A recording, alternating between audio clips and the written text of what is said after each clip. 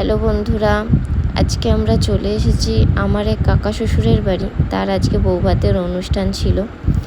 এই যে আমরা এসে সবার সাথে নতুন বউয়ের পরিচয় করানো হচ্ছে, আর নতুন বউ প্রণাম করেই যাচ্ছে শুধু সবাইকে। এই যে ভাত কাপড়ের অনুষ্ঠান শুরু হয়ে গেছে।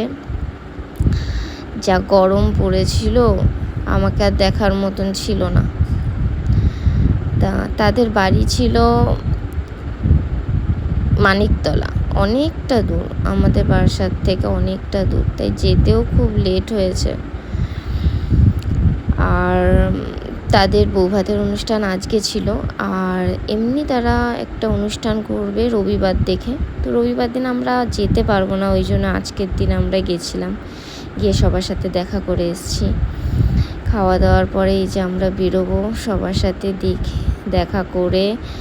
এই যে এবার আমরা বেরিয়ে পড়বো বাড়ির উদ্দেশ্যে।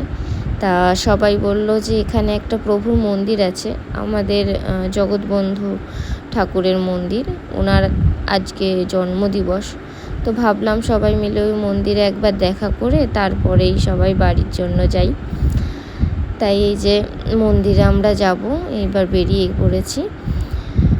আর এই যে আমাদের প্রভুর মন্দির, আজকে ওনার জন্মদিন, খুবই সুন্দর সাজিয়েছে মন্দিরটাকে, আর প্রভুকেও দেখতে খুবই সুন্দর লাগছে। দেখতেই পাচ্ছ চারদিক খুবই সুন্দরভাবে সাজিয়েছে, খুব ভালো লাগলো এই মন্দিরে গিয়ে।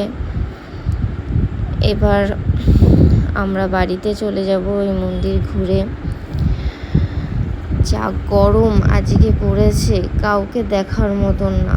আমার চোখ মুখের হাল তো খুবই খারাপ হয়ে গেছে। শুধু ভাবছি কখন বাড়ি যাব, আমি আর পাচ্ছি না, খুব ক্লান্ত হয়ে গেছি। তাই আমরা এখান থেকে বেরিয়ে বাসে উঠে পড়লাম। তার মধ্যে বাসে যা ভিড়, অবশেষে জানলার সিট পেলাম, এবং এই তোমাদেরকে একটু দেখানোর জন্য কিছু ভিডিও তুলতে পেরেছি।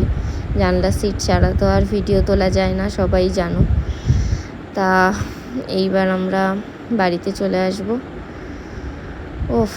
খুব কষ্ট হয়েছে আজকে বন্ধুরা।